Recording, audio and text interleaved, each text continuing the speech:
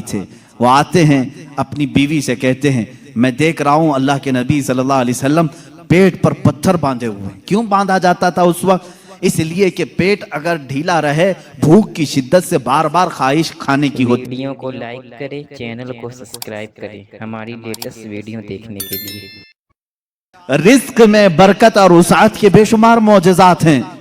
ایک بار تو کمال کی بات ہے، مقام زورا پر حضور پاک صلی اللہ تعالی علیہ وسلم تشریف فرمائے، یہاں صحابہ کہتے ہیں ہمارے پاس پانی پھر ختم ہو گیا، پانی کچھ بھی نہیں تھا، نہ کنواں قریب میں تھا، کنواں تھا تو کلی فرمائی، کنویں کا پانی باہر آیا۔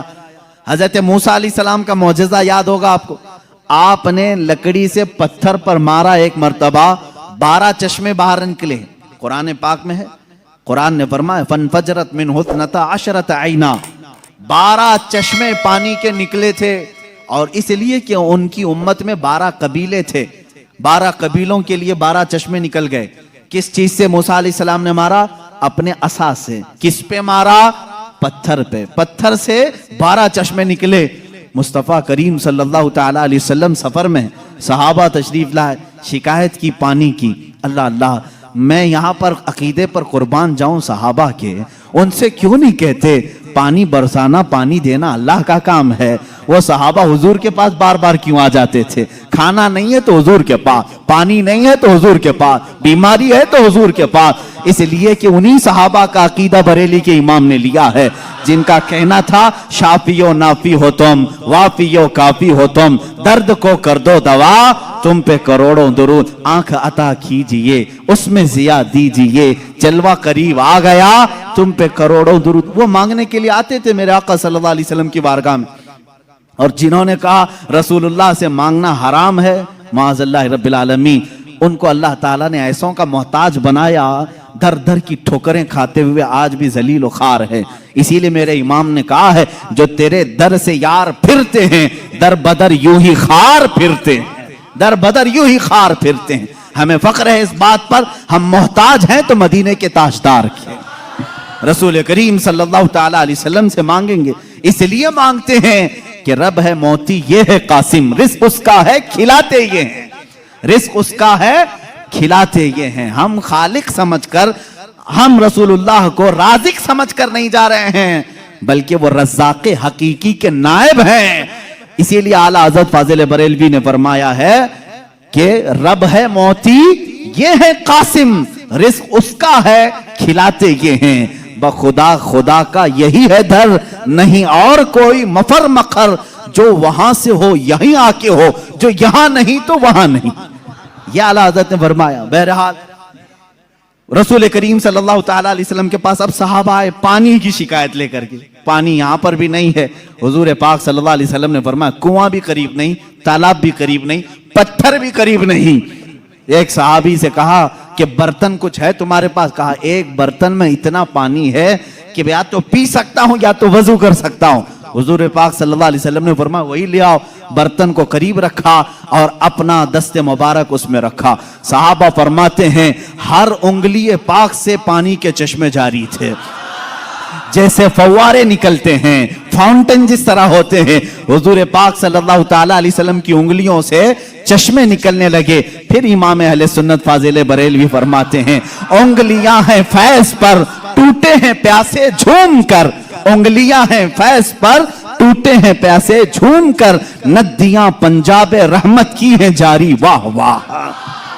پنجاب رحمت کی، پنجاب رحمت کا مطلب پنجاب جو ہمارا ہے اس کو اسی لیے پنجاب کہتے ہیں، 5 ندیاں ہیں وہاں پر۔ میرے آقا صلی اللہ تعالی علیہ وسلم کے صرف دست مقدسہ میں رحمت کے پنجاب تھے، 5 انگلیوں سے 5 چشمے نکلے۔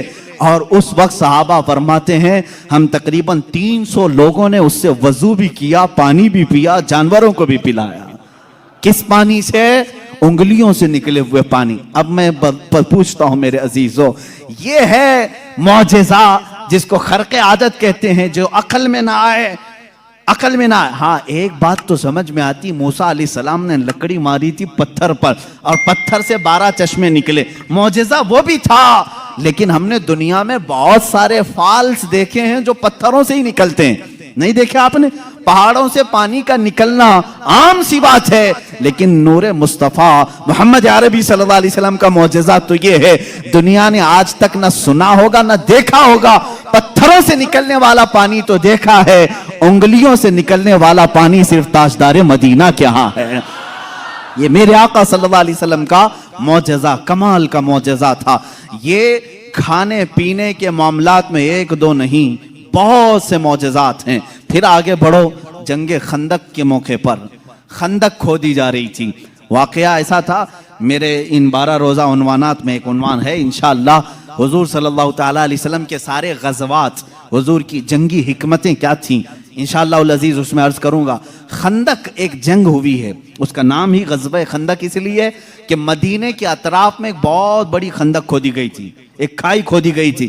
وجہ یہ تھی کہ دشمن پوری کی پوری فوج لے کر مدینے میں داخل نہ ہو، اس لیے کہ جب دشمن فوج لے کر اپنے شہر میں آئیں گے، شہر میں تہس نہس کریں گے، بربادی کریں گے، باہر ہی نپٹ لیا جائے تو گھر تو محفوظ رہیں گے۔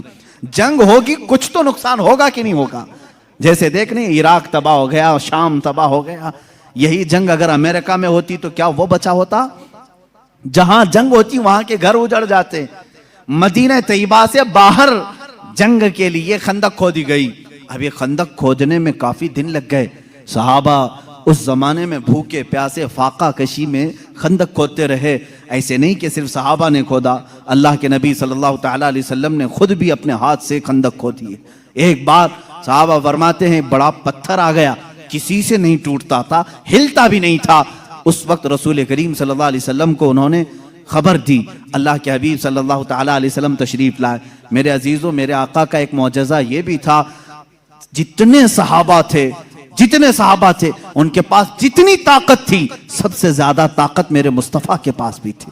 حضور پاک صلی اللہ تعالیٰ علیہ وسلم نے اپنے زمانے کے نامور پہلوان ابو دجانہ یا کچھ اور نام ہے میں بھول رہا ہوں، حضور صلی اللہ تعالیٰ علیہ وسلم نے اس کے ساتھ کشتی لڑی جس کو پورے عرب نے کبھی نہیں پچھاڑا تھا۔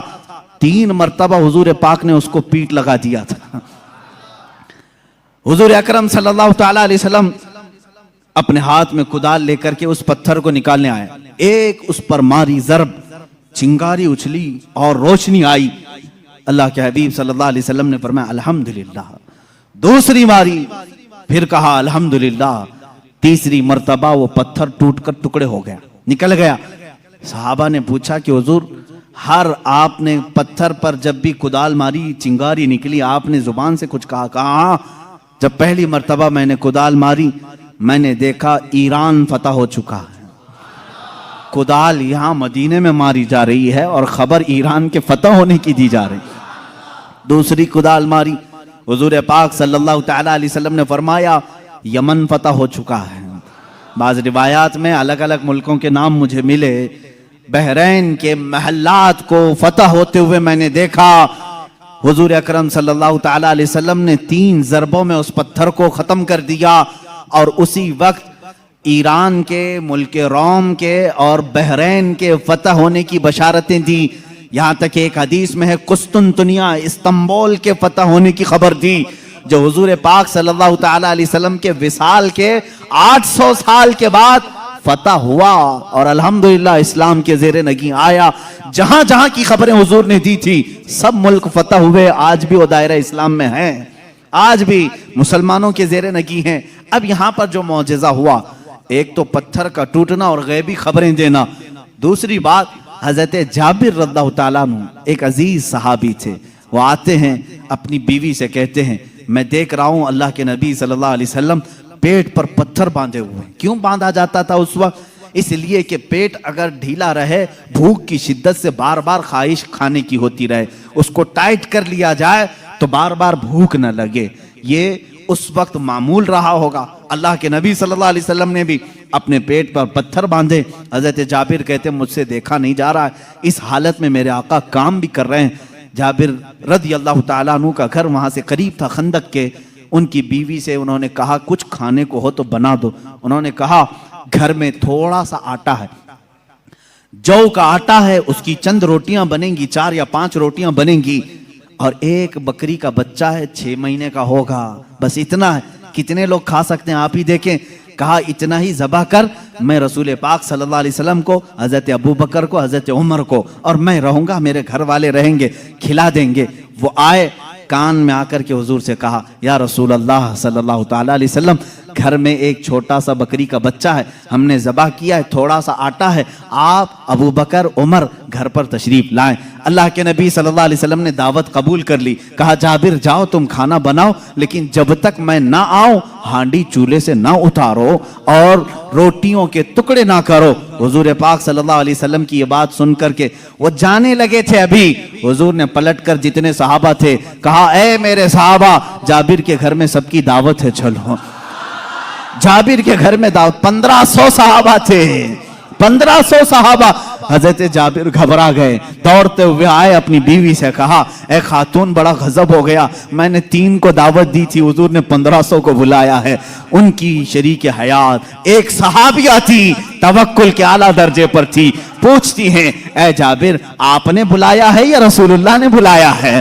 حضرت جابر کہتے ہیں میں نے کسی کو نہیں بلایا, رسول اللہ نے بلایا ہے. کہتے ہیں پھر فکر چھوڑو, جنہوں نے بلایا وہی کھلائیں گے, جنہوں نے بلایا وہی کھلائیں گے. ہم کو اس بات کی کیا فکر ہے, ہمیں تو کھانا بنانا ہے, وہ آئیں گے, جس کو انہوں نے دعوت دی وہ کھلائیں گے. ہم نے 3 کو دعوت دی, ہم 3 کو کھلائیں گے.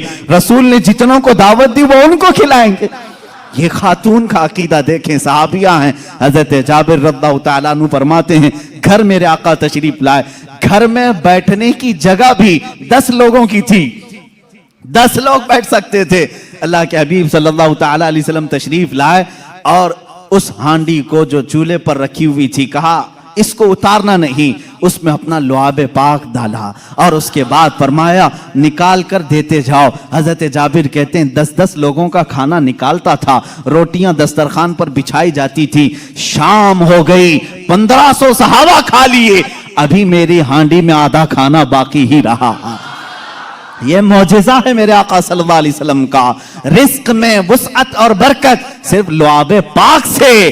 جو برابری کا دعویٰ کرتے ہیں وہ بھی اپنے گھر کی ہانڈیوں میں تھوک کے دکھائیں, تمہارے گھر والے نہ کھائیں. مصطفیٰ کریم صلی اللہ علیہ وسلم جس پہ لعاب لگا دیں, 1500 جلیل القدر صحابہ کھائیں گے بھی اور ہانڈی میں بچا بھی رہ جائے گا. عزیزان گرامی, برابری کا دعویٰ نہ کرو ورنہ تھوکو گے تو مر جاؤ گے تمہارے گھر میں. کبھی زہر نہ ہو جائے تمہارے تھوک میں, تھوکو گے تو بچے مر بھی جائیں گے. بہرحال یہ معجزہ ایک ہی نہیں پیش آیا, 3 معجزے یہاں پر آئے. 3 معجزے حضرت جابر کے گھر میں تنہا. حضور پاک صلی اللہ تعالیٰ علیہ وسلم دعوت کے لیے آئے بھی. اس کے بعد دوسری بات یہ بھی ہوئی, ان کے گھر میں ایک حادثہ ہو گیا تھا. ان کے گھر میں حادثہ یہ ہوا, بکری کو ذبح کیا تھا باپ نے, حضرت جابر نے, ان کے 2 بچے تھے. دونوں بچوں نے دیکھا اور بڑے بچے نے چھوٹے بچے کو بلایا, میں تجھے دکھاتا ہوں ابا بکری کو ذبح کیسے کر رہے تھے. چھری لیا اور چھوٹے بیٹے کو ذبح کر دیا, گلا کاٹ دیا. اور جیسی خون نکلنے لگا, ماں نے دیکھا, گھبرائی, بچے کو پکڑنے کے لیے کہ چاقو اس کے ہاتھ میں تھی, وہ دوڑتا ہوا چھت پر چڑھا اور پاؤں پھسلا, چھت سے گرا. نیچے گرتے ہی سر پر چوٹ آئی, وہیں فوت ہو گئے. ایک ساتھ 2 بچوں کا انتقال کس وقت, جس وقت حضور کی دعوت گھر میں ہو رہی. حضرت جابر کو معلوم نہیں تھا, وہ کھانا بنانے کا حکم دے کر چلے گئے تھے, یہاں دونوں بچے فوت ہو چکے تھے. لیکن اس وفا شعار خاتون کے جذبے کو ہزاروں سلام. دونوں بچوں کی لاشوں کو اٹھائی, گھر کے ایک کونے میں لے کے آئی اور ان پر چادر ڈال دیا. کہا آج میں نہ روؤں گی نہ چیخوں گی, اس لیے کہ میرے گھر رسول خدا تشریف لا رہے ہیں. میں اپنے غم کو اس دعوت پر بھاری ہونے نہیں دوں گی. میرے عزیز, کسی ماں کا کلیجہ اگر برداشت کر سکتا ہے اپنے بیٹے کی موت کا غم, تو مجھے بتاؤ دنیا کی کوئی ایسی عورت. یہ وہ عورتیں تھیں جن کے متعلق قرآن نے کہا رضی اللہ عنہم ورضوا عنہ, اللہ ان سے راضی ہو گیا اور یہ اللہ سے راضی ہیں. یہ خاتون چادر اڑا کر کے دونوں بچوں کی لاش پر رکھی ہوئی ہیں. میرے آقا صلی اللہ علیہ وسلم جس وقت گھر میں آئے, کھانے کے لیے دسترخوان پر جب بیٹھے, آپ نے لقمے اٹھائے. اس کے بعد حضرت جابر سے کہا جابر تمہارے بچے نہیں دکھتے, کہاں ہیں؟ وہ بیمار تھے. بیوی سے آ کر کے کہا خاتون کہاں ہیں بچے؟ خاتون نے کہا وہ سو رہے ہیں, وہ سو رہے ہیں, آپ جائیں. حضور پاک صلی اللہ علیہ وسلم کے ساتھ بیٹھے ہیں. وہ آئے, کہا حضور وہ آرام کر رہے ہیں, سو رہے ہیں. हुजूर पाक सल्लल्लाहु अलैहि वसल्लम ने फरमाया जाओ उनको ढूंढ लाओ। दोबारा आए, खातून से कहा कि बच्चे कहाँ हैं? कहा आपको मालूम था वो बीमार थे। कहाँ वो बीमार थे? कहा अब वो बहुत अच्छी नींद में सोए हुए हैं, नहीं उठेंगे। खातून ये कह रही हैं, अपने शोहर को तक जाहिर नहीं किया। हजरत जाबिर दोबारा, तीसरी बार मेरे आका सल्लल्लाहु अलैहि वसल्लम ने फरमाया जाबिर मुझे अल्लाह का हुक्म है कि मैं तेरे बेटों के साथ खाऊं। हुजूर पाक सल्लल्लाहु अलैहि वसल्लम दस्तरखान से उठ गए, खाना रखा हुआ था, अंदर खुद चल करके आए, खुद पूछा कि कहाँ सो रहे हैं, मुझे भी दिखा दो। हजरत जाबिर की खातून जो थी, बीवी थी, वो उस कमरे में ले गई, लाशों पर से चादर उठाया। हजरत जाबिर कहते हैं मैं देख करके दहल गया, बच्चों की लाशें हैं। अल्लाह के नबी सल्लल्लाहु ताला अलैहि वसल्लम करीब गए, दोनों बच्चों के हाथों को पकड़ा और कहा बहुत देर से हम तुम्हारे इंतजार में, उठो दस्तरखान बिछा है। दोनों बच्चे अपने कपड़े झाड़ते हुए खड़े हो गए। मूसा ईसा अलैहिस्सलाम के मुर्दों को जिंदा करने का मौजज़ा तुमने सुना होगा। नबी रहमत सल्लल्लाहु ताला अलैहि वसल्लम अपने गुलामों के घर में जो फौत शुदा शहजादे थे उन्हें जिंदा भी किया और अपने दस्तरखान पर बिठाया भी। और ये बच्चे सिर्फ थोड़ी देर के लिए जिंदा नहीं हुए थे, फिर एक लंबी जिंदगी इन्होंने गुजारी मेरे आका की सोहबत में, और हदीसें भी रिवायत की। ये हुजूर अकरम सल्लल्लाहु अलैहि वसल्लम का मौजज़ा। दो मौजज़े एक ही घर में। तीसरा मौजज़ा ये है, ये रहमत आलम सल्लल्लाहु ताला अलैहि वसल्लम जिस घर पर जाएं उस घर के रहमो करम की बातें ना पूछो, वहां बरकत ही बरकत है। पूरा खाना खाकर जब सहाबा चले जा रहे थे, सारी हड्डियों को जमा किया। मेरे आका सल्लल्लाहु अलैहि वसल्लम ने फरमाया वही बकरी का 6 माह का बच्चा था। अल्लाह के नबी सल्लल्लाहु अलैहि वसल्लम ने कहा ए बकरी खड़ी हो जा। बकरी अपना कान झाड़ते हुए खड़ी हो गई। हजरत जाबिर को उनकी बकरी वापस दी गई। अजीजा ने गिरामी, ये मुस्तफा करीम सल्लल्लाहु ताला अलैहि वसल्लम के नाज हैं और उनके अंदाज हैं। जिस घर में गए सारों को खिलाया भी, और खिलाने वाले के बच्चों को भी जिंदा किया, बकरी को भी जिंदा किया। तुम्हारा माल तुम्हें दे दिया गया और सबको खिला भी दिया गया। रिस्क में वुसअत व बरकत के एक दो नहीं बेशुमार मौजज़े हैं।